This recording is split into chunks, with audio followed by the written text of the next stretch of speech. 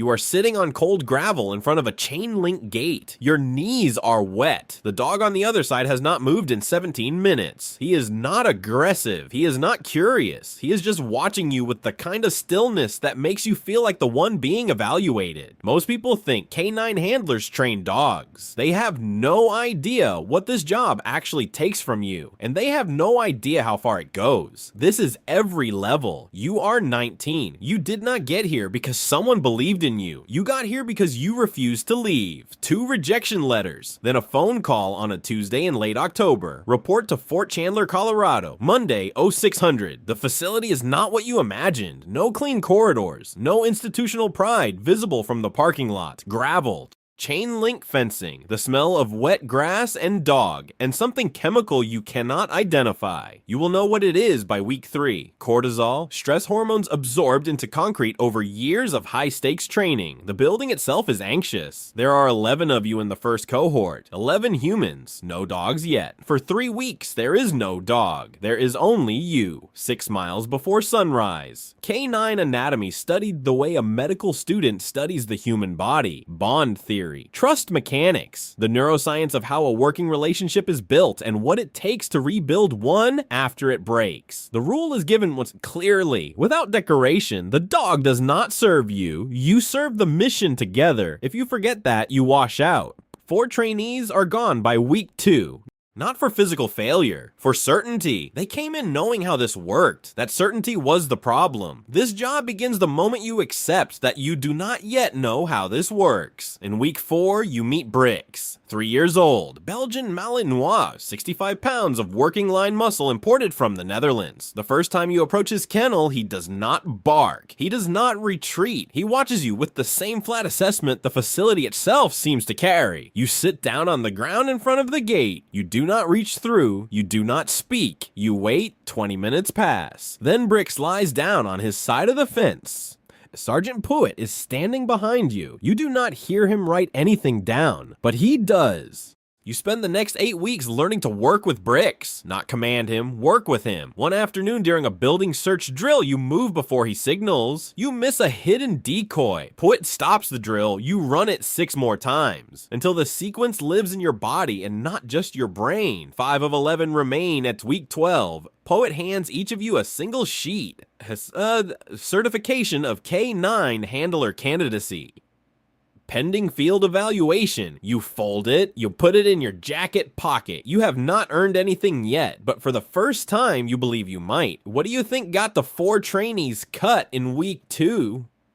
Drop it in the comments. You are 21. Every shift before you start the engine, you run a function check on the remote release mechanism on your belt. Not because protocol requires it. A handler in Ohio, his mechanism jammed. He needed his dog and the door did not open. You read that report once during your 2nd week on patrol. You have never needed to read it again. The assignment is Mesa Verde County Sheriff's Office. Urban corridors and rural highway stretches that run for miles without a single street light. Thursday through Monday, 10 p.m. to 6 a.m. The modified Ford Interceptor becomes the 3rd thing you know better than anything else in your life. Reinforced partition, ventilation system, the specific sound the door makes when it seals correctly versus when it doesn't. Training did not cover everything. The moment you step out of a car with a K9, the energy of every situation changes, not the people, the air. Something shifts in the atmosphere of a traffic stop the instant Brix's paws hit the asphalt. People who were aggressive go quiet. People who were quiet start talking. You learn to read that shift and work inside it before anyone says a word. You learn that every deployment generates documentation, time, location, behavioral indicators, nature of the alert, what was found or not found. In court, these reports become testimony. You write every word like a defense attorney is already reading it, because one day one will be. 11 months in.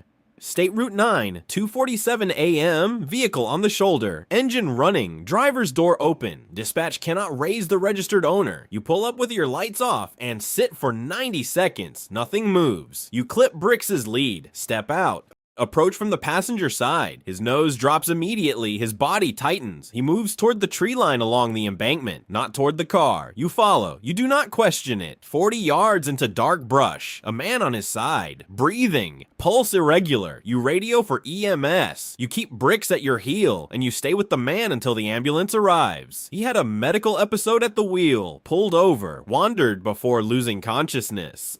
Another hour in the October cold, and this story ends differently. No press release, no commendation. You file the report, you sleep 4 hours, then you do it again. Most of the work that matters happens at 2:47 in the morning and nobody ever hears about it. That is not the job's flaw, that is its nature. The dog went toward the trees, not the car. You had 3 seconds to decide whether to follow him or call it in first. What do? Comment below. You are 24. Your supervisor pulls you aside on a Thursday afternoon and says 7 words. You don't overcomplicate things. That's rare. 2 weeks later, you are in Robstown, Texas. 16 weeks of advanced narcotics detection. The scenarios are not designed to challenge you. They are designed to defeat you. Dryer sheets layered over coffee grounds, layered over air freshener, layered over the actual target. False environments built around residual odors. Containers inside containers inside containers. Extreme heat, extreme cold. Every condition engineered to make the dog fail and take you with him. By the end, Bricks is certified on 6 substances. By the end, you understand something the certification materials never state directly. Detection is a continuous conversation between you and the dog shaped by conditions neither of you can fully control. You are not operating a tool. You are interpreting a partner in real time under pressure. You return to Mesa Verde. Deployment frequency doubles, then triples. Interstate 70 interdiction alongside DEA task force units. More vehicles processed in a single weekend than you used to handle in a month. The work becomes rhythm. The rhythm becomes pattern. The pattern becomes the only thing you see. They call it pattern recognition fatigue. Other handlers mention it quietly, the way you mention something that doesn't have an official name yet, but should. The faces blur. The situations blur. You stop seeing the people inside the vehicles as people. They become problems to be documented, processed, closed. Then one afternoon, you deploy Bricks on a silver sedan with out-of-state plates. He alerts. The search is legal, conducted correctly, start to finish. The arrest is clean, by the book in every way that can be measured. 3 weeks later, through a public defender's filing, you learn who she is. A nurse. Single mother. No prior record. Her son's accident generated medical bills that consumed everything she had built over 15 years. She made one decision in a moment of desperation she had never reached before and would never reach again. You did not make the wrong call. That is exactly what makes it heavy. The law does not grade on circumstances. You know this. You believe this. And you also understand for the first time that technical correctness and full human presence are not the same thing. They are not opposites, but they are not the same. You cannot change the outcome. You do not try to, but you make a decision that afternoon sitting in your cruiser in a gas station parking lot with the engine off and the windows fogging. You will never let yourself stop feeling the weight of it. The handlers who stop feeling it are the ones who eventually do something that cannot be explained or defended. Not because they are bad people, because they forgot they were people at all. That distinction, you will later understand, is the only thing that separates the handlers who last from the ones who don't. You made the right call legally, but you learned who she was afterward. Does that change anything for you? No wrong answer. Comment what you actually think. You are 27. Your first trainee asks you how to read Bricks' pre-alert sequence. You open your mouth, nothing comes out. You have done this thousands of times. You have never once put it into words. You have always just known, and now someone needs you to translate something that lives in your hands into language that can live in another person's hands. That is a different skill entirely. You did not know you were missing it until this moment. His name is Marcus Webb, 22 years old, 2 months out of the academy, eager in the way that makes experienced officers either hopeful or exhausted. You are not sure which yet. You go home that night and you start writing it down. Ear rotation at 20 to 30 degrees. Investigative mode, full forward orientation with reduced body movement. Active odor tracking. Slight weight shift to the hindquarters before commitment. Imminent final response. You build a reference document that does not exist anywhere in the official training materials because nobody bothered to write it down. Fuit used to say the best handlers carry their knowledge in their hands, not on paper. You are starting to think that is only half right. Webb overhandles. He gives too many commands. He interrupts Brick's mid-search because he cannot trust what he cannot visually confirm. You watch him do it on a vehicle search and you say nothing. You let him see the consequence.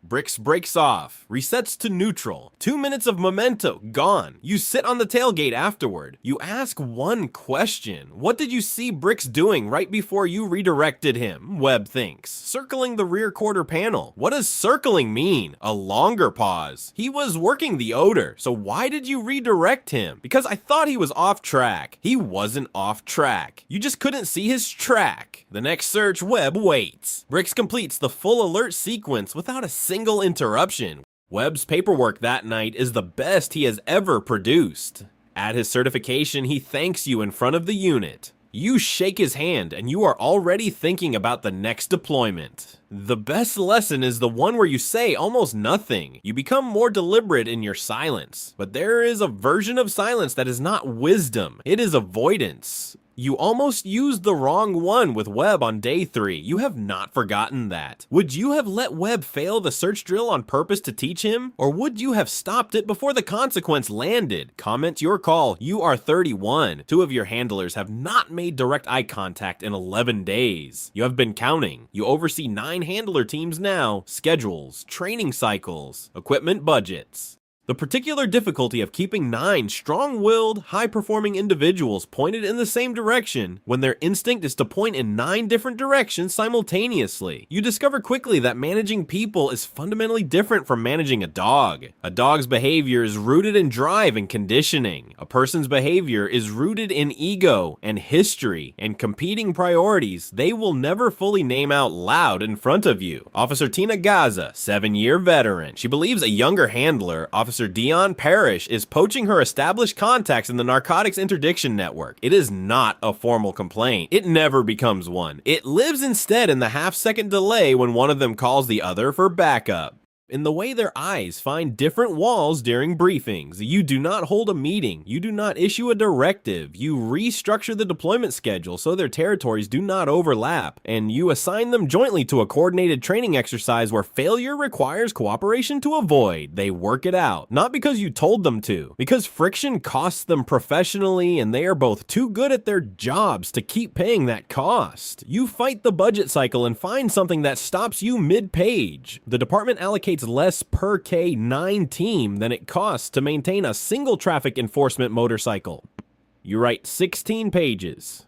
Deployment statistics, case outcomes, cost per arrest, evidence impact on prosecution rates. The budget adjusts, not enough, but enough to matter. Then the critical incident arrives. A handler deploys his dog. A suspect is injured beyond what the situation required. Gray area. A defensible decision made under genuine pressure with documentation that does not fully support the sequence of events. 6 weeks of review, legal counsel, union representative, internal affairs. The handler is cleared. Cleared is not the same as whole. You watch what those 6 weeks do to his confidence, to the way his name follows every subsequent review for the next 2 years like a shadow he cannot outrun. You institute mandatory post-deployment debrief for every use of force, not to catch mistakes, to catch the conditions that produce them before they produce them again. It is the most important policy you put in place at this level, but there is something else, something that came from a mistake you made that year that you have never entered into any official record. You put it in place quietly. It has prevented 3 incidents since. You have never told anyone where it came from. The handler was cleared, legally in the right, but the documentation didn't fully support the sequence. As his supervisor, what do you do next? Comment your answer. You are 35. You are standing in a gravel parking lot in rural New Mexico.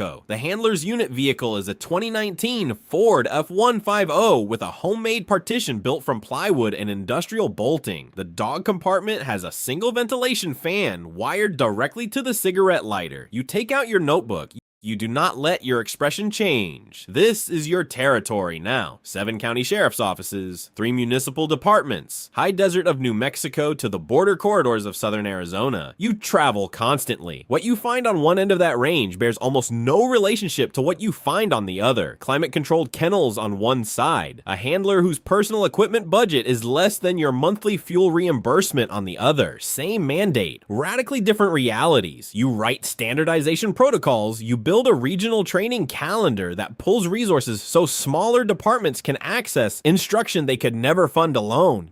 You negotiate interagency deployment agreements so a K-9 team from one jurisdiction can legally operate in another's territory during a major incident without triggering a 2-hour legal review while the situation develops without them. You learn budget language you had to teach yourself from scratch, fiscal impact analysis, liability exposure modeling, cost-benefit frameworks written in the vocabulary of people who have never stood in a gravel parking lot looking at a plywood partition. A protocol you write on a Tuesday afternoon will be followed by someone during a crisis 2 years from now that you will never hear about. The weight of that does not stay in the office. It is in the car on the drive home.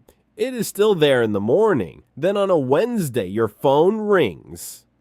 One of your units lost a dog. Kato, 5 years old, Belgian Malinois, killed during a felony apprehension when a suspect turned with a concealed weapon the search had not located. The handler, Officer Renardo Flores, 26 years old, has not spoken to anyone from the department since it happened. You drive to Tucson the next morning without calling ahead. You knock on the door. Flores answers. You notice the porch before you notice her face. A coffee cup on the railing. Cold. 2 days old at minimum. You do not comment on it, you do not open with protocol, you do not mention the paperwork. You sit down and you tell her about the first time you worked a scene that didn't go right, what it removed from you that you never fully recovered, what you learned to carry and what you eventually learned to set down. She comes back to work 6 weeks later. You make sure she has a new partner within the month. None of this appears in any official report. Some things don't belong in one. What you said on that porch you have never repeated, not in a training, not in a keynote, not to anyone who asked. Some things are not meant to become curriculum. The moment they do, they stop being true. You drive to Tucson without calling ahead. Some would say that crosses a professional line. Others say it's exactly right. Where do you stand? Comment below. You are 40. A handler named Tran tells you exactly what is wrong with your new certification framework. To your face, in front of his entire unit. 8 years on the job, arms crossed, voice level, not hostile, just precise. You listen. You do not interrupt. Some of his criticisms are wrong. 2 of them are right. The right ones reshape 2 full sections before the framework goes to publication. You note this in the acknowledgments by name, not as a courtesy, as a record. Washington, D.C. now, a staff of 11, a 7-figure budget, a mandate covering every federally funded K-9 program in the country. The title is the largest thing you have ever held. You respond by instituting a requirement that every member of your team, including yourself, complete 30 hours per quarter, embedded with an active K-9 unit in the field. You do your hours in Louisiana, Michigan, and Oregon. In each place, you take notes and keep your mouth shut and remember what it felt like to be the person on the ground before you became the person writing the rules for the person on the ground. The certification overhaul takes 3 years. Handler selection criteria, minimum training hours, dog welfare standards, use of force thresholds, post-incident psychological support protocols, handler retirement procedures, and what happens to the dogs. That last section generates more formal resistance than everything else in the framework combined. 3 agencies push back in writing. The section costs money they have already decided they do not want to spend. 2 senior officials request a meeting specifically to have it removed. Working dogs are not equipment. You say it once.